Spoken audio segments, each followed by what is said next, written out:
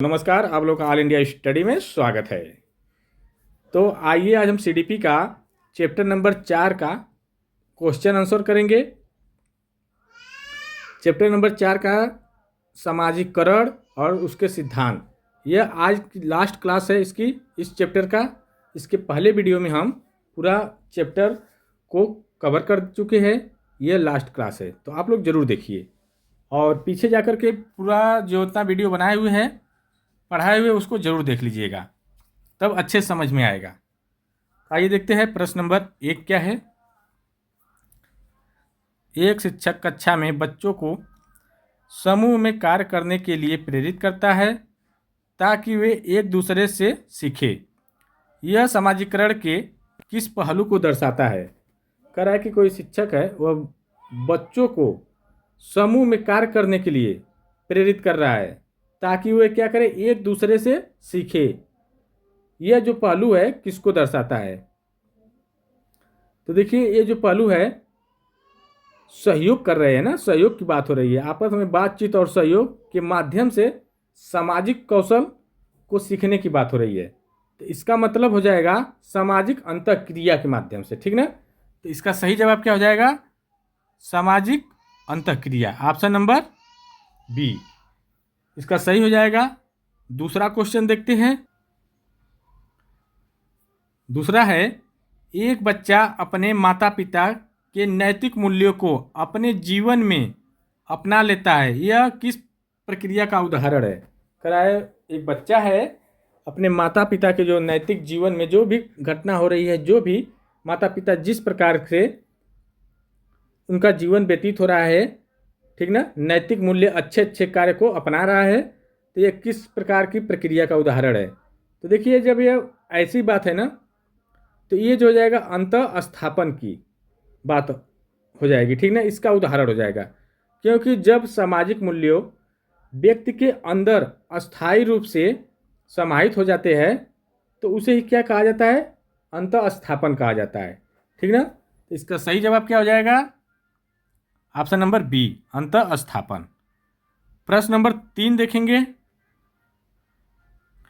एक छात्र स्कूल बदलने के बाद नए नियमों और व्यवहार को सीखता है। यह क्या कहलाता है? कह रहा है कोई छात्र है, वो क्या कर रहा है ना कि एक स्कूल से दूसरे स्कूल में चला जा रहा है, मतलब स्कूल बदल दे रहा है, ठीक ना। तो इसको क्या कहते हैं? देखिए, जब नया व्यवहार, नया नियम सीखने के लिए दूसरे स्कूल में चला जा रहा है, तो इसका मतलब है कि वह क्या कर रहा है? पुनः समाजीकरण में प्रवेश कर रहा है, ठीक ना। तो इसका सही जवाब हो जाएगा पुनः सामाजिकरण, ऑप्शन नंबर सी करेक्ट हो जाएगा। प्रश्न नंबर 4 देखेंगे। यदि कोई बच्चा समाज के नियमों के विरुद्ध व्यवहार करता है तो यह किसका उदाहरण है? देखिए, जब समाज के नियमों के विरुद्ध कार्य करेगा कोई बच्चा, तो वह असामाजिकरण की बात कर रहा है, ठीक ना। क्या कर रहा है? असामाजिकरण में समाज के विपरीत व्यवहार कर रहा है, समाज के नियमों के विपरीत क्या कर रहा है? व्यवहार कर रहा है। तो इसका मतलब है कि वो समाज में के नियम को नहीं फॉलो कर रहा है। तो इसका मतलब यही हो जाएगा कि वह असामाजिकरण की उदाहरण में आ जाएगा, ठीक ना। तो इसका सही जवाब क्या हो जाएगा? ऑप्शन नंबर सी हो जाएगा, असामाजिकरण। अगला देखेंगे। एक बच्चा टीवी और सोशल मीडिया से नए विचार और व्यवहार सीखता है। यह किस एजेंट का प्रभाव है? देखिए, कोई बच्चा है, सोशल मीडिया से, टीवी से, मोबाइल से कुछ भी सीखता है। तो इसका मतलब है कि जब टीवी से, मोबाइल से, इंटरनेट से जब सीख रहा है, तो इसका मतलब हो कि मीडिया में जा रहा है ना, ये मीडिया का प्रभाव है उसको। तो इसका सही जवाब क्या हो जाएगा? मीडिया, ऑप्शन नंबर सी हो जाएगा। अगला क्वेश्चन देखेंगे, प्रश्न नंबर 6। सामाजिकरण व्यक्ति के व्यक्तित्व निर्माण में सहायक होता है। यह कथन क्या दर्शाता है? कह रहा है कि जो सामाजिकरण होता है व्यक्ति के निर्माण में सहायक होता है, व्यक्ति के व्यक्तित्व के निर्माण में क्या होता है? सहायक होता है। तो यह कथन किसको दर्शा रहा है, ठीक ना। तो देखिए, यह जो दर्शा रहा है, जब सहायक हो रहा है तो परिणाम की बात हो रही है ना, परिणाम आ रहा है ना जब सीख रहा है तो हो जाएगा परिणाम। ऑप्शन नंबर बी करेक्ट हो जाएगा। अब प्रश्न नंबर 7 देखेंगे। कह रहा है कि एक बच्चा अपने शिक्षक की प्रशंसा पाने के लिए अच्छा व्यवहार करता है, यह किस सिद्धांत से संबंधित है? कोई बच्चा है, क्या कर रहा है, अपने शिक्षक से प्रशंसा लेना चाह रहा है तो अच्छा व्यवहार कर रहा है, यह किस सिद्धांत से संबंधित है? तो देखिए ऐसा जब है ना, प्रशंसा कर रहा है, रिवार्ड की बात हो रही है, तो बच्चों को अच्छे व्यवहार के लिए प्रेरित कर रहा है, ठीक ना। तो इसका मतलब ये हो जाएगा कि ये पुनर्बलन की बात कर रहा है, ठीक ना। तो इसका सही जवाब क्या हो जाएगा? पुनर्बलन। ऑप्शन नंबर बी हो जाएगा। अगला क्वेश्चन देखेंगे। प्रश्न नंबर 8 है, समाजीकरण की प्रक्रिया में भूमिका निर्वहन का क्या अर्थ है? तो कह रहे हैं भूमिका निर्वहन का क्या अर्थ है समाजीकरण की प्रक्रिया में? तो देखिए ये जो है, समाज में अपनी भूमिका के अनुसार व्यवहार करना, ठीक ना। अपनी भूमिका के अनुसार व्यवहार करना ही क्या कहलाता है? भूमिका निर्वहन कहलाता है। तो इसका सही जवाब क्या हो जाएगा? ऑप्शन नंबर बी हो जाएगा। प्रश्न नंबर 9 देखेंगे। निम्न में से कौन सा समाजीकरण का अनौपचारिक साधन है? देखिए औपचारिक साधन होता है और एक अनौपचारिक होता है।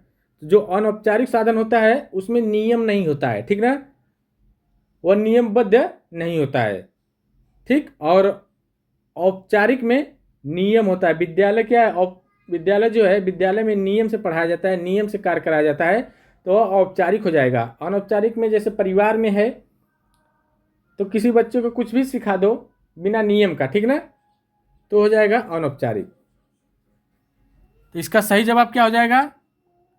अनौपचारिक पूछा हुआ है तो परिवार हो जाएगा, ठीक ना।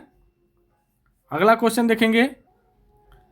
प्रश्न नंबर 10 है, समाजीकरण का अंतिम उद्देश्य क्या है?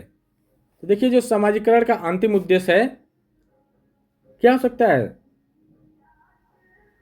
सामाजिक अनुकूलन, ठीक ना। समाजीकरण व्यक्ति को समाज के अनुरूप बनाता है, ठीक ना। तो जब समाज के अनुरूप बनाएगा तो सामाजिक अनुकूलन की बात करेगा। तो इसका सही जवाब क्या हो जाएगा? सामाजिक अनुकूलन। ऑप्शन नंबर सी।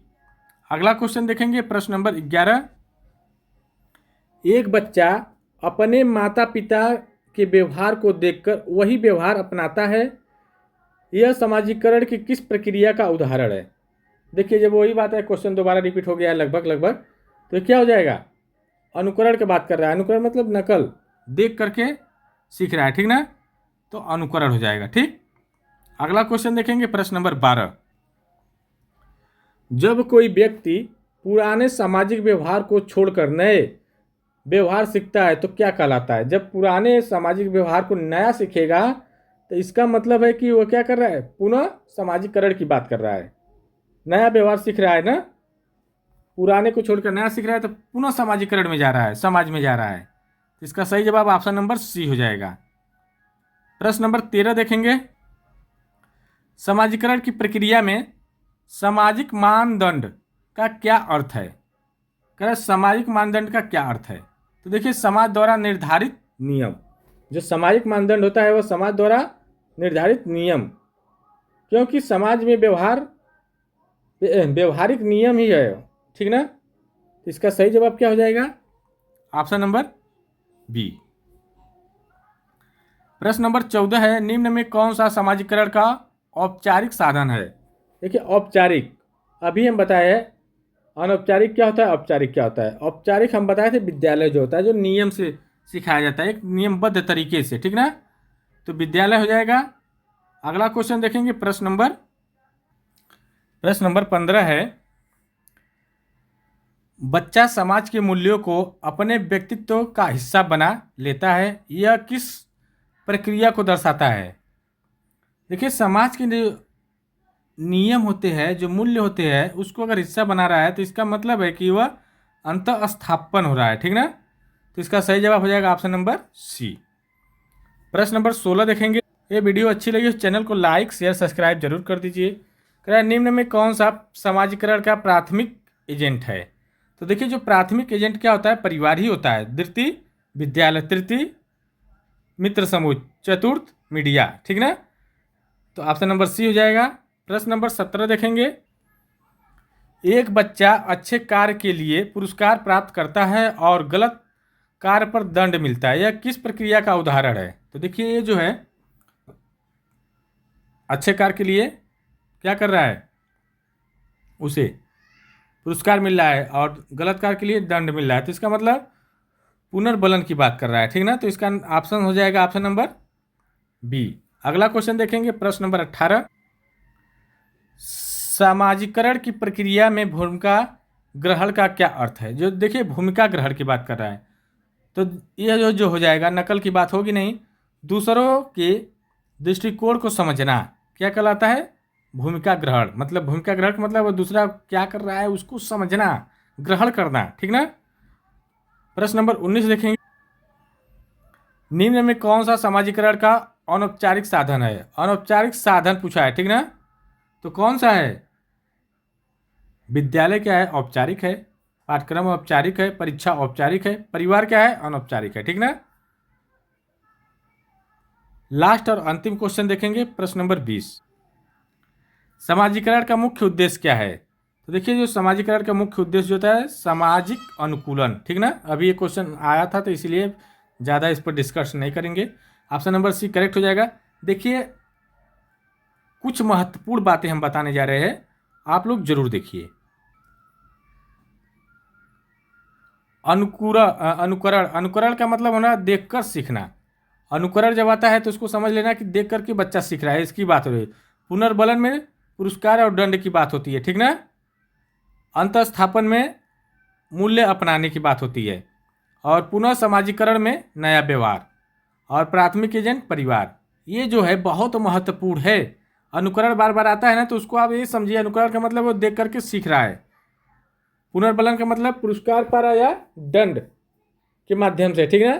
अंतस्थापन का मतलब होता है मूल्य अपनाना, और पुनः समाजीकरण का मतलब नया व्यवहार, नया तरीके से सीख रहा है। देखिए वीडियो अच्छी लगी हो तो चैनल को लाइक शेयर सब्सक्राइब करिए। मिलते हैं अगले वीडियो में, तब तक के लिए नमस्कार।